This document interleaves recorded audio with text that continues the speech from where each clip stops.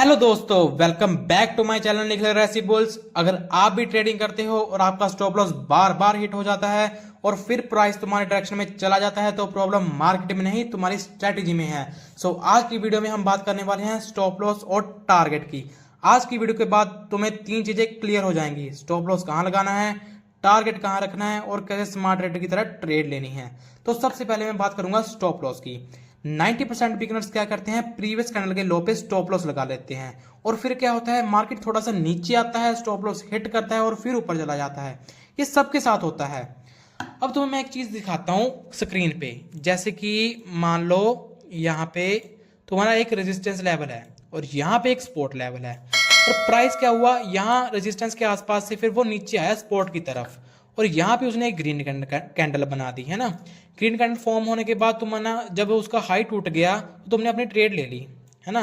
तुमने इस कैंडल पे अपनी ट्रेड ले ली और उस ट्रेड लेने के बाद तुम्हारा जो तुमने जो स्टॉप लॉस लगाया ना, मोस्टली बिगिनर स्टॉप लॉस अपना इस स्पॉट पे लगा लेते हैं और फिर क्या होता है, वो यहीं पे तुम्हारा स्टॉप लॉस है ना, वो हिट करके फिर से ऊपर की तरफ चला जाता है। ये क्यों होता है?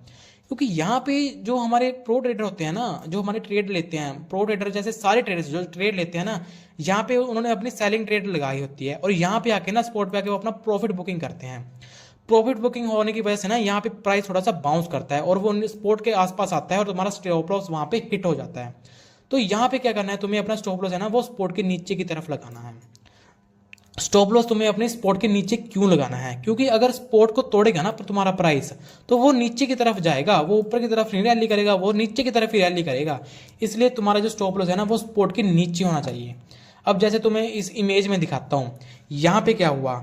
अब इस चार्ट को ध्यान से देखो, यहाँ क्लियर स्पॉट है 100 रुपए के आसपास और ऊपर रेजिस्टेंस है 110 है।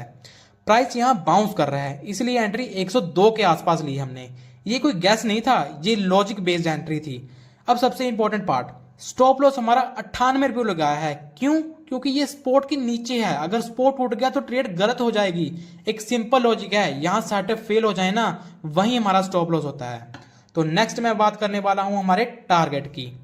टारगेट को भी मैं आपको एक चार्ट पे दिखाता हूं, जैसे कि एक स्क्रीन पे, एक मिनट, यहाँ पे देखो।